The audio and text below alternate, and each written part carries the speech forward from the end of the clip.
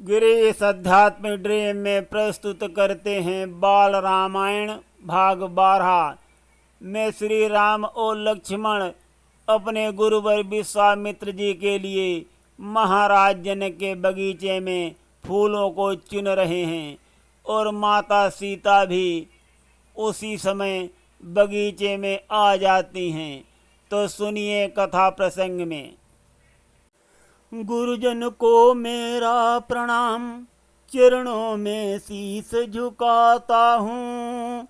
राम नाम की महिमा का नूतन अध्याय सुनाता हूँ। श्री रामायण की सत्य कथा जो रुचि रुचि कर मैं गाता हूँ। यह बच्चों को शुभ ज्ञान मिले जो बार बार समझाता हूँ। मन राम नाम के चिंतन से पावन हो जाते हैं।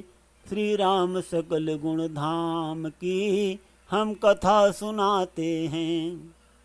बच्चों, पहले मैं यहाँ पर सुना रहा हूँ जो कहानी का प्रसंग थोड़ा छूट गया था कि एक बार जनकपुर में दारुण अकाल पड़ गया।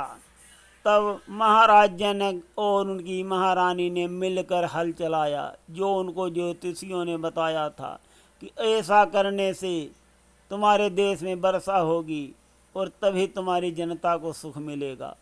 तो सुनिए वो प्रसंग भी संक्षेप में। दारुण अकाल से एक समय जब देश प्रपीड़ित होता था, तब मिथिलापति ने निज हाथों हल से धरती को जोता था। हल चला रहे राजा रानी, जब बीच में ओ हल अटका है। धरती से निकला एक घड़ा, जब लगा करारा झटका है। हैरान हुए राजा रानी, कुछ समझ न पाते हैं।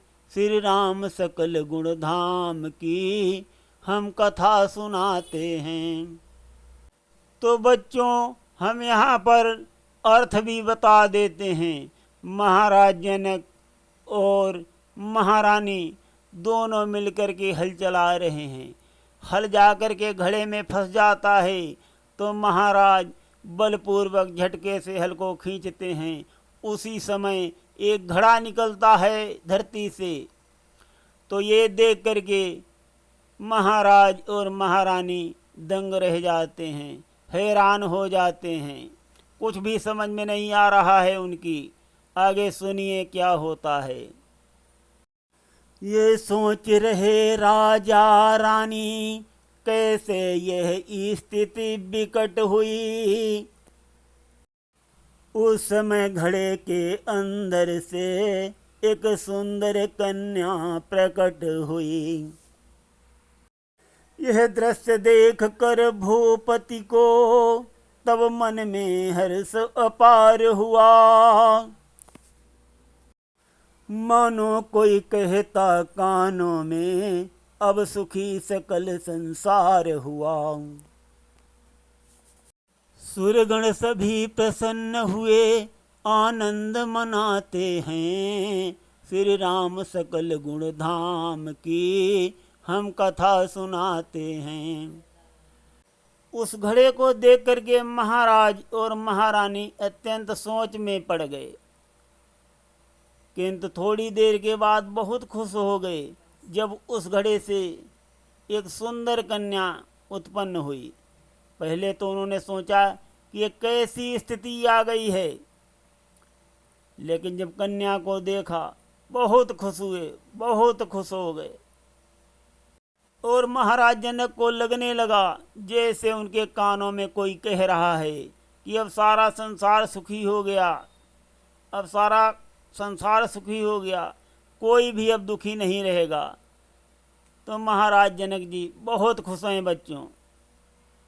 और खुश भी क्यों न हो, उनके घर में साक्षात जगत जननी माता सीता ने जन्म लिया। अब सुनो आगे क्या होता है। ज्यों ज्यों वो बढ़ने लगी, बढ़ने लगा प्रताप, खेल खेल में एक दिन उठा लिया शिव चाप। समाचार नृप को मिला, होकर खुशी अपार, उसी समय यह प्रण किया, मन में सोचे विचार। बच्चों, माता सीता कन्या के रूप में बढ़ने लगी। एक दिन क्या हुआ, खेल खेल में ही उन्होंने शिव धनुष को उठा लिया और एक कोने में रख दिया। उस धनुष को कोई नहीं उठा पाता था, कोई नहीं, वो इतना भारी था। और माता सीता ने साधारण से उसको उठा लिया। तो महाराज जनक को जब ये समाचार मिला तो उन्होंने क्या प्रण किया, वो आगे सुनिए कथा में। इसने तो धनुष उठाया है, जो भूप धनुष को तोड़ेगा, वही मेरा जामाता बन सीता से नाता जोड़ेगा। दिन प्रतिदिन बढ़ने सुता लगी, जब विवाह के योग्य हुई, मिथिलापुर आए राम लखन, तिथि विधि विधान संयोग हुई। प्रण जनक राज ने ठान लिया, ऐलान कराते हैं, श्री राम सकल गुण धाम की हम कथा सुनाते हैं। तो जब महाराज जनक ने ये प्रण ठान लिया कि हमारी बेटी ने धनुष को उठा लिया है, तो जो महाराज इस धनुष को तोड़ेगा उसी के साथ मैं अपनी कन्या का विवाह करूंगा। और जो विधि के विधान में लिखा होता है वो होता है अवश्य। बच्चों, श्री राम और लक्ष्मण जी मिथिलापुर के बगीचे में पुष्प चुनने आ गए हैं, तो विधि का विधान कभी मिटता नहीं है। जब महाराज जनक ने ऐसा प्रण कर लिया तो सुनिए क्या होता है आगे। उस दिन से नाना देशों से राजा गण आते जाते थे, शंकर का चाप उठाने को वह बल अपना दिखलाते थे। इस समय महोत्सव जैसा है, नृप दूर दूर से आए हैं, इस अवसर को ही गादिस वन मिथिलेश्वर ने बुलवाए हैं। संपन्न स्वयंवर करने को गाधितन जब आते हैं, श्री राम सकल गुण धाम की हम कथा सुनाते हैं। जब महाराज जनक जी ने ऐसा प्रण कर लिया तो उसकी खबर चारों दिशाओं में फैल गई और दूर दूर से बलशाली राजागण आने लगे और वो आते थे, शंभु जी का धनुष उठाते थे, उस पर अपनी ताकत और बल का सारा इस्तेमाल करते थे, किंतु उसको हिला भी नहीं पाते थे, वापस चले जाते थे। तब महाराज जनक ने एक बड़ा महोत्सव किया, सभी देशों के राजाओं को खबर भेजी और सबको बुलाया, धनुष यज्ञ किया। ऋषिवर विश्वामित्र जी को भी बुलाया। ऋषिवर विश्वामित्र जी अपने साथ महाराज दशरथ के पुत्र श्री राम और लक्ष्मण को साथ में लेकर के आए हैं और वो माता सीता के बगीचे में फूल चुन रहे हैं और माता सीता भी वहाँ पहुँच चुकी हैं। अब सुनिए बच्चों आगे क्या होगा।